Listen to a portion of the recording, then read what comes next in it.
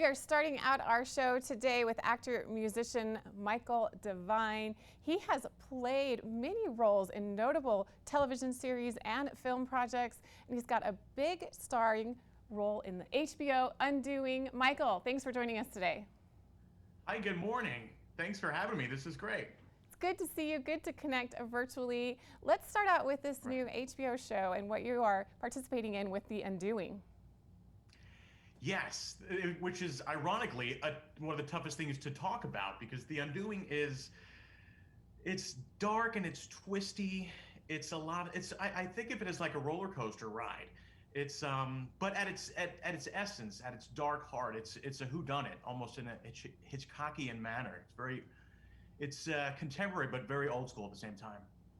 And your role is described as all too real. Tell me more about that. Well, yes, he is Detective Paul O'Rourke. I guess he is all too real to me. I just left the New York City Police Department after 22 years. So we shot this last year while I was actually a member of the NYPD's Detective Bureau. So I'd love to hear more about your career and your journey to where you are today, to acting, and you're also a musician. But you started out as a police officer. You actually were part of 9/11, and then you decided to shift gears. I originally always wanted to be a cop. That was my dream. You know, I was typical young actor, school plays. I went to college for it. My degree's in acting. And then out of college a few years, I actually did. I had a bit of a higher calling. So I went into the New York City Police Department. I'm a third generation cop. I couldn't deny what was in my blood. So I followed in my family footsteps. And then, yeah, it was 9/11 where I realized how fleeting and precious life is. And then if I had some unfulfilled dreams, I think now is the time. I was very grateful to have made it through that day. And so at that point, I realized I'm going to just try it all because life is short. So around 2002, 2003 is when I started auditioning again. And I kind of found ways to combine both careers for a long while. So you had this dream of being an actor, but you also enjoyed your career as a policeman and as an individual in law enforcement. So how did you make that transition? It wasn't easy. There were days where I would have booked a job, but I couldn't get off. Actually, there was one time I had booked two great roles. I booked a role on The Wolf of Wall Street. That was on a Tuesday, and then the next day, House of Cards, and then Hurricane Sandy hit, so I couldn't get days off. So it was very difficult, and trying to combine the two were a bit of a challenge. So in many ways, I'm glad to be retired and I can focus solely on acting. Just such a great story. I'm fascinated by it. Have you played primarily law enforcement in these very well-known film projects and television series that you've done?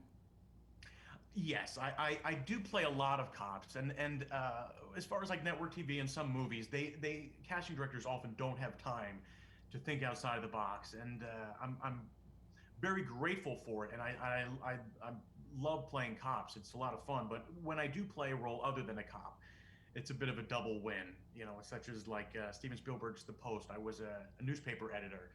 Recently, I was on Marvelous Mrs. Maisel as a stage manager. So those were double wins and fun. But I'm grateful for any part I get.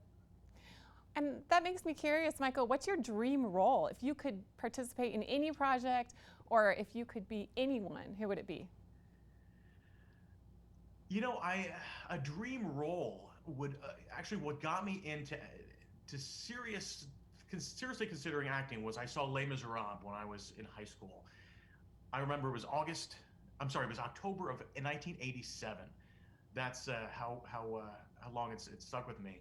And so I've been obsessed with Les Miserables, and that's a dream role. I would love to one day be in Les Miserables. I mean, perhaps the police officer Javert would be the obvious choice, but if you ask me dream role, Jean Valjean.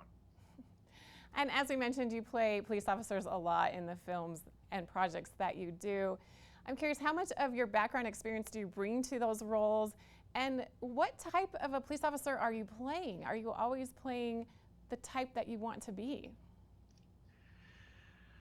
Oh, um, Luckily, in my 22 years in the NYPD, I did a lot of things. I started out as a beat cop, and then I was a sergeant. I actually went underground in transit. But I spent a lot of my time in the detective bureau. I spent 12 years in the detective bureau, and most of the time in the chief of detective's office. So I felt most comfortable in the role of a detective. So that's primarily, it's funny because you wear so many hats as a cop on any given day. It's not dissimilar from being an actor. You play many different roles. In The Undoing, I was playing a detective, and it was right in the midst of my all my time in the detective bureau. So that was a fairly easy adjustment. And I should mention, with The Undoing, you are starring alongside Nicole Kidman and Hugh Grant. Tell me how that was.